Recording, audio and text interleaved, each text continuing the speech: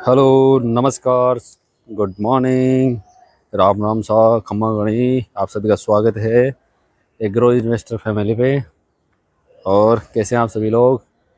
मैं गोपाल। आज मैं आपको बताने वाला हूं कि आपको प्रॉपर्टी लेनी चाहिए और क्यों लेनी चाहिए, और कुछ लोग इसमें क्या गलती करते हैं। भारत के 90% लोग प्रॉपर्टी लेने में क्यों कतराते हैं, और वो क्यों समय पे प्रॉपर्टी नहीं ले पाते। इसका मैं आपको आज उदाहरण सहित बहुत कारण बताऊंगा जिस कारण नहीं ले पाते। देखिए, सबसे पहले तो यहाँ पे फ्रॉड बहुत ज़्यादा होते हैं इंडिया में, क्योंकि एजुकेशन बहुत कम है। लोगों को एजुकेशन नहीं होने के कारण, मास्टर प्लान नहीं समझ पाने के कारण वो अच्छी अच्छी प्रॉपर्टियाँ छोड़ देते हैं जो सस्ती रेटों की आती है। क्यों? क्योंकि जो सस्ती रेट की प्रॉपर्टी आएगी वो डेवलपमेंट के हिसाब से आएगी, थोड़ा सा बस आउट से थोड़ा सा दूर आएगी। तो उनको जिससे भी गाइडेंस मिलती है, जो भी उनके जानकार होते हैं, जो भी उनके नॉन होते हैं, जो रियल इस्टेट में पहले से काम कर रहे होते हैं, जो बरसों से काम कर रहे हैं, उनको भी पूरी जानकारी नहीं होने के कारण वो उनको ऐसी जानकारी देते हैं जिससे कि वो उस प्रॉपर्टी को नहीं खरीद पाते हैं।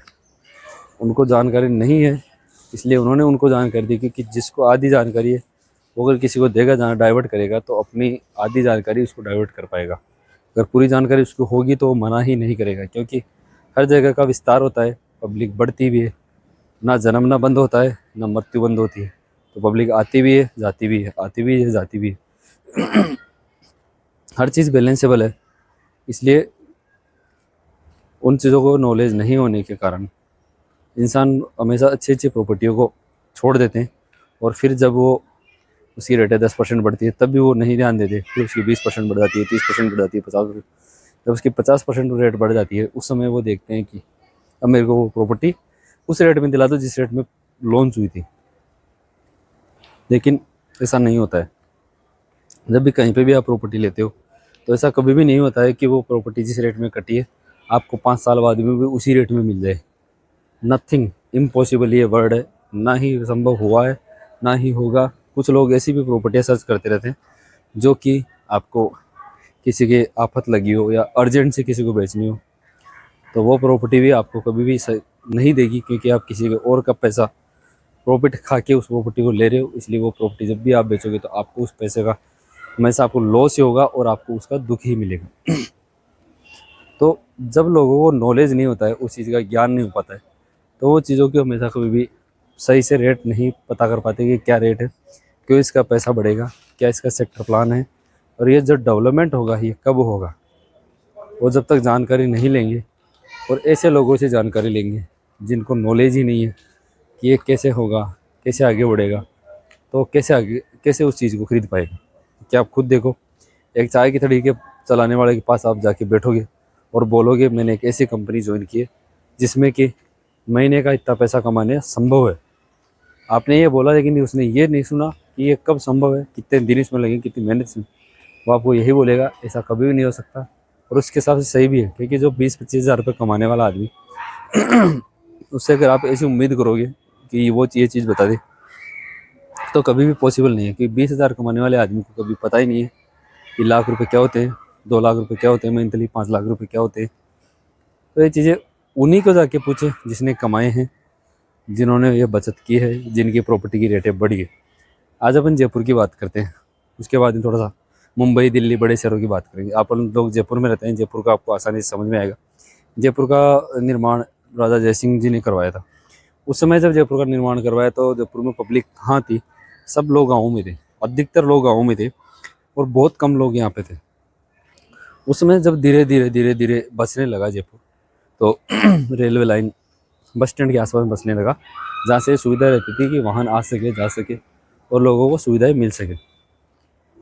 और वहाँ पे पानी भी था, आसपास में बावड़ियाँ थी, तो बावड़ियों के आसपास में लोग बसते थे। वहीं से मार्केट चलता था, वहीं से सारी चीज़ें मैनेज होती थी, और उसी हिसाब से लोग रहते थे। धीरे धीरे जयपुर बढ़ने लगा, एक्सपेंड होने लगा, आज़ादी के बाद में और आगे बढ़ने लगा।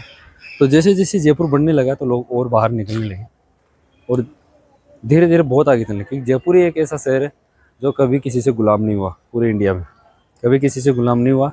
यहाँ पे राधा गोविंद जी का मंदिर भी है, जिसे गोविंद देव जी का मंदिर बोलते हैं। राधा रमन लाल जी यहीं विराजमान है। उसके अलावा यहाँ पे हवा महल है, जो कि अपने आप अलग से खूबसूरती रखता है और वर्ल्ड में एक अलग से खूबसूरती रखता है। जयपुर की जो ज्वेलरी है, सबसे ज़्यादा जयपुर की ज्वेलरी पसंद की जाती है ऑल ओवर वर्ल्ड में। जयपुर की जो गूदड़ी है और एक रज़ाई है, जयपुर की रज़ाई, वो सबसे ज़्यादा पसंद की जाती है और बहुत ज़्यादा बाहर तक जाती है, वर्ल्ड में, पूरे वर्ल्ड में सप्लाई होती है। तो इन चीज़ों को देखते हुए जब धीरे धीरे जयपुर फैलने लगा, तो बाद में हसनपुरा आया, सिविल लाइन्स आया, यहाँ तक जयपुर फैला। और यहाँ तक फैलने के बाद में अब यहाँ भी लोग करीब करीब पूरा भर गया और आगे एक्सपेंड हुआ, सोडाला हुआ, धीरे धीरे सिस्किम हुआ और आगे बढ़ने लगा। और आगे जाते तो धीरे धीरे देखने लगे तो सन 2000 आते आते वैशाली आसपास का एरिया पूरा कट गया। जब वैशाली का एरिया कटा तो 700 रुपये 800 रुपये स्क्वायर यार्ड यानी गज के अंदर कटा। उस टाइम जिन लोगों ने लिया उन लोगों को कितना फ़ायदा हुआ। आज वैशाली की रेटें देखिए, आज वैशाली की रेटें हैं 1 लाख रुपये गज, 1.25 लाख रुपये गज। अगर उस टाइम अपने लिया होता तो कितना पैसा बढ़ता। लेकिन उस टाइम भी अपने लिए पैसा ज़्यादा था कि 700 रुपये 800 रुपये गज हम कहाँ से दे, इतना पैसा नहीं है। ये समस्या उस टाइम भी थी। जब 200 रुपये स्क्वायर यार्ड था तब भी यही समस्या थी। तो उस टाइम ज्ञान नहीं होने के कारण जिनके पास पैसा था उन लोगों ने भी इसमें पैसा नहीं लगाया।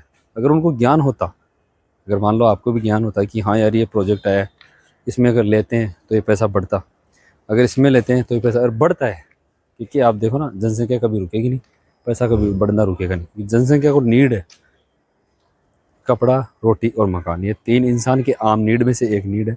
ये इंसान को चाहिए ही चाहिए, आप कितनी कोशिश कर लो, हर इंसान को ये चीज़ चाहिए। और आजकल 20 लाख 30 लाख 40 लाख के तो मकान नॉर्मल हो गए। हर आदमी ये चीज़ें खरीद लेता है क्योंकि आजकल लोन होता है, ज़मीनों पे भी लोन होता है और सब चीज़ों। अपन आगे बात करते हैं तो देखते हैं कि वैशाली जब आया उसके बाद में इसके पास बाईपास निकल गया, गांधी पता आ गया, बजरी मंडी, इधर अजमेर रोड पे एक्सपेंड हो गया, मानसरोवर, पत्रकार कॉलोनी, पत्रकार एक्सटेंशन, नारायण विहार जो अब तक कुछ ही नहीं था, पिछले 1 डेढ़ साल में नारायण विहार में भी कम से कम 2 से 3 गुना रेटें बढ़ी है।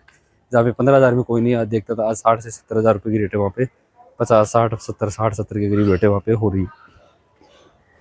तो कभी भी देख लिया अगर जब प्रॉपर्टी आप लेने जाएँ तो इस बात का विशेष ध्यान रखें कि जब भी प्रॉपर्टी कटती है तो वो भूमि हमेशा बंजर ही रहती है। आप खुद भी देख लिया करो, इस चीज़ को ऐसे तोलो कि जब आप नौकरी करने जाते हो तो आप उस कंपनी वाले के लिए फ्रेशर आदमी हो, आपको कुछ नहीं आता और आपको कुछ आता भी नहीं, आप बिना एक्सपीरियंस जाओगे तो आपको वही पैसा मिलेगा जो आपको मिलना चाहिए आपकी काबिलियत के हिसाब से।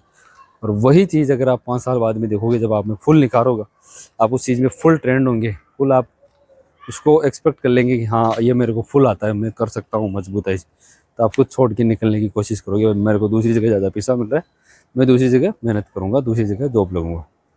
तो यही रियल एस्टेट में होता है। जब प्रोजेक्ट करता है तो लोगों को भूमि दिखती नहीं है, खाली ज़मीन दिखती है, ये दूरी है वो है।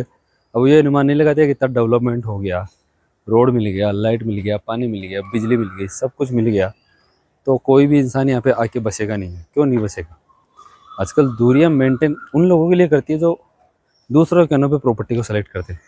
जब खुद आके सेलेक्ट करोगे तो अपने आप ये चीज़ें होगी और क्लियर होगी, क्योंकि आप उन चीज़ों को आप 5 साल 10 साल का गैप आपको देना पड़ेगा। अगर मैं आज कहूँ कि छोटे छोटे बच्चे खेल रहे हैं, अगर इन बच्चों को ये 10 साल के हैं, कोई 8 साल का है, कोई 5 साल, मैं कहूँ नहीं, इन बच्चों को 1 साल के अंदर अंदर 20 साल की उम्र के बच्चों के बराबर कर दो, तो ये क्या पॉसिबल है? आप खुद सोचिए। नहीं है। एक पेड़ लगाया आपने और उस पेड़ को आपने सींच रहे हो और उस पेड़ का फल देने का समय है 5 साल का, और मैं कहूँ आपसे कि नहीं ये पेड़ मेरे को 1 साल में फल देना चाहिए, ऐसा कुछ करो। आप कितने केमिकल डालो वो नहीं देगा, उसको समय लगेगा। तो ये चीज़ें आप इसी तरह से समझे, जिस तरह से नौकरी में पैसा बढ़ने में समय लगता है, इंसान को खुद को बढ़ने में समय लगता है। तो ऐसी कौन सी जादुई छड़ी है कि वहाँ पे छड़ी घुमाई और बस आउट हो गई? कभी भी पॉसिबल नहीं है कि आप छड़ी घुमाओगे और फुल बस आउट हो जाएगी। समय लगना ही लगना है। ऐसा कोई भी डेवलपर नहीं है जो 1 साल में पूरी बस आउट कर दे। हो सकता है बिक 2 दिन में जाए, 5 दिन में बिक जाए, लेकिन बस आउट करने में उसको समय लगेगा। बस आउट आने में, बस आउट आएगी तभी आ पाएगी, ऐसे बस आउट नहीं आएगी। तो ये चीज़ें आप इनका विशेष ध्यान रखें और अपने हाथ से देखी हुई चीज़ को नहीं निकलने दें। अगर आपको याद हो तो बहुत कॉलोनियाँ कटी पिछले 2 साल में। कोरोना के पहले इतनी रेटें नहीं थी जो कोरोना के बाद में बढ़ी थी, और उसी समय भी लोग यही सोचते थे कि यार क्या पता ये बढ़ेगा या नहीं बढ़ेगा, कब बढ़ेगा, मार्केट डाउन पड़ा। और हर एक डाउनफॉल के बाद में इतना तेज़ी आती है जितना आप कभी भी नहीं सोच सकते। बहुत फास्ट तेज़ी आती है मार्केट में, चाहे किसी भी चीज़ का हो, चाहे वो फूड का हो, चाहे इलेक्ट्रिक का हो, चाहे से एनीथिंग, किसी का भी, एवरीथिंग किसी का भी हो। हर मार्केट में, रियल इस्टेट में, सब में तेज़ी आती है। तो इन चीज़ों का विशेष ध्यान रखें। जब मार्केट डाउन हो तब भी खरीदिए, जब फुल तेज़ी पे हो उस टाइम भूल खरीदने का, भूल के भी गलती नहीं, उस टाइम बेच के निकले। देखिए हर आदमी यही गलती करता है। जब शेयर मार्केट भी आता है, डाउन गिरता है, तब तो पैसे निकल जाता है। इंडिया के लोग ना डरते बहुत है, सेविंग करते हैं, डरते बहुत है। तो मार्केट जब डाउन आएगा तब तो खरीदेंगे कम, तब तो बेच के निकल जाएंगे अपना घाटा खा के, और जब ऊपर जाएगा तब खरीदेंगे। तो भाई लोगों, नुकसान आपको ही है। तो इस चीज़ का विशेष ध्यान रखें कि जब आपको ऊपर निकलना है तो उसी टाइम में उनको मजबूत करें। जब वो कॉलोनी डाउनलोड हो रही है या कॉलोनी आ रही है, उसी टाइम इन चीज़ों को मजबूत करें। अगर आप लेट उसको कवर करोगे तो आपको ही नुकसान होगा। इसलिए जब भी आप कोई भी चीज़ को खरीदने, इन्वेस्टमेंट की कोई भी चीज़ हो, शेयर मार्केट हो, चाहे सोना हो, चाहे चांदी हो, चाहे प्रॉपर्टी हो, प्लॉट हो, फ्लैट हो, उसी को समय खरीदिए जब उसकी रेट कम हो। जब लॉन्चिंग का टाइम हो, अगर लॉन्चिंग के बाद में आप उसको खरीदते हैं तो आपकी रेटें बहुत ज़्यादा मिलेगी आपको, और आप उसको सर्वाइव ही नहीं कर पाओगे, इतनी ज़्यादा रेट आपको मिलने वाली। इसलिए इन चीज़ों का विशेष ध्यान रखिए, प्रॉपर ध्यान रखिए। और रेटों को लेने में, आप प्लॉट को लेने में हिचकिचाई नहीं। अगर पूरा क्लियर है, टाइटल क्लियर, रेरा अप्रूव्ड है, जेडी अप्रूव्ड है, तो आप आराम से ले। क्योंकि आजकल जेडी रेरा अप्रूव्ड प्रोजेक्ट में बहुत कम फ्रॉड होते हैं। हो सकता है 99 के 100 में से 99 केस में नहीं होता हो, 1% में हो जाए। इतना मैं कहूँगा नहीं, श्योर नहीं हूँ कि नहीं होंगे, लेकिन नहीं होते, 99% केसों में नहीं होते। इसके लिए मैं एक आपको और थोड़ा सा उदाहरण देकर बताता हूँ कि कैसे होता है। एक माँ अपने बेटे के लिए, एक बेटा अपनी माँ को बोलता है, माँ मेरे को खीर खानी। माँ बोलती है ठीक है। अब माँ तो माँ होती है, प्रेम से बच्चों के लिए बना देती है। अब माँ बोलती है मेरे को खीर खानी, बेटा बोलता है खीर खानी ही है, ठीक है। माँ उसके लिए खीर बना देती है, दूध लाती है, अच्छा दूध को उबाल के, शानदार दूध को उबाल के, चावल उबाल के, उसमें सब कुछ बादाम, काजू, पिस्ता, मिक्स, इलायची, सब कुछ डाल के उसको बना देती है। और माँ का प्रेम था, सच्चे दिल से माँ हमेशा अपने बच्चों के लिए बनाती है। तो उस चीज़ को जब वो उसको देती है, ले जाके बर्तन में डाल के, बेटा ले खा ले, तो बच्चा बोल देता नहीं मैं तो नहीं खाऊंगा। बोला क्यों नहीं खाएगा तो बता। बोला नहीं मैं नहीं खाऊंगा इस चीज़ को। अरे बेटा तेरे लिए खीर बनाई है, तूने बोला है, और स्वादिष्ट खीर बनी है, बहुत शानदार खीर बनी। एक तो उसमें माँ का प्रेम, एक उसमें वो चीज़ें डली हुई जो उसको ज़रूरत है। लड़का बोलता नहीं खाऊंगा। बोला क्यों नहीं खाएगा ये तो बता। बोला ये मेरे पहले में नहीं है। बोला तेरे पहले में नहीं है तो बेटा प्याला क्या होता है, बर्तन ये है तो भी यही है, इसमें खा ले, इसमें खा ले। नहीं मेरे पहले में हो। फिर उसको उसके प्याले में डाल के देती है, हमारे भाई चल तू खा, ये तेरे प्याले में ले, अब खा। तो उसके प्याले में डाल के उसको देती, परोस के देती है। लेकिन फिर बोलता है अब नहीं खाऊँ, नहीं मैं नहीं खाऊंगा अब भी। बोला अब क्या हुआ, नहीं मैं नहीं खाऊंगा। अरे बता तो सही हुआ क्या। तो उसको जब वो बोलते हैं तो लड़का बोलता है कि इसमें ये काले पत्थर डले हुए हैं। तो माँ सिर पकड़ के बैठ जाती है, अरे बेटा काले पत्थर नहीं है, ये इलायची है, इलायची। इलायची है जो अपने बदन को सही भी रखती है और शरीर से बदबू नहीं आने देती। तो बोलता है नहीं मैं नहीं खाऊंगा। अब आप खुद बताओ उसमें क्या कमी थी। वो खीर भी बढ़िया थी, माँ का प्रेम भी था, सब कुछ अच्छा था, लेकिन उस बंदे ने खीर नहीं खाई। सामने से चल के खीर भी आई, लेकिन उसने नहीं खाई। इस बात को आप इस तरह समझें, आपके पास चल के कॉल भी आता है, आपको सेल करने वाले कॉल भी करते हैं, लेकिन आप नहीं समझ पाते कि कॉल क्यों आया, और उस कॉल को आप ठुकरा देते हैं कि हमारे को बार बार कॉल करते हैं। इस बात को ऐसा ना लें, क्योंकि कॉलोनी कटती है तो कॉलोनी में कितने प्लॉट आते हैं, ज़्यादा से ज़्यादा, मैक्सिमम से मैक्सिमम 300 350 आते हैं। हमारे को खरीदने वाले की चीज़ें 300 350। पब्लिक कितनी है अकेले जयपुर की, 50 से 60 लाख पब्लिक है। इतने प्लॉट भी नहीं है कि हम बेच नहीं पाएंगे। 300 350 लोग होते हैं, बिक जाती है। देखने वाले देख के रह जाते हैं, खरीदने वाले खरीद लेते हैं। जब रेटें बढ़ती है फिर आप बाद में दोबारा जगते हो, हमारे को उस रेट में दिला दो, वो नहीं हो पाता कभी भी। इसलिए जब भी आपको कोई ऐसी अपॉर्चुनिटी मिले उसको छोड़े नहीं, क्योंकि जीते जी सब चीज़ें काम आएगी, मरते वक्त कोई साथ नहीं ले जाएगा। लेकिन जीते जी ये एहसास हो कि हाँ हाँ अमीर है, और अमीर बन के ही जिए, तभी मज़ा आएगा। अगर आप नहीं लोगे तो कभी भी पैसा नहीं बना पाओगे, और इसका सोल्यूशन कभी होगा भी नहीं। मेरे पास जो जानकारी थी, मैंने जो अनुभव किया, रियलाइज़ किया, वो मैंने आपको बता दी है। फ्यूचर में कोई भी आपको जानकारी चाहिए किसी भी चीज़ के बारे में, तो आप कमेंट बॉक्स में कमेंट कर सकते हैं, आपको सारी जानकारी प्रोवाइड करवाई जाएगी।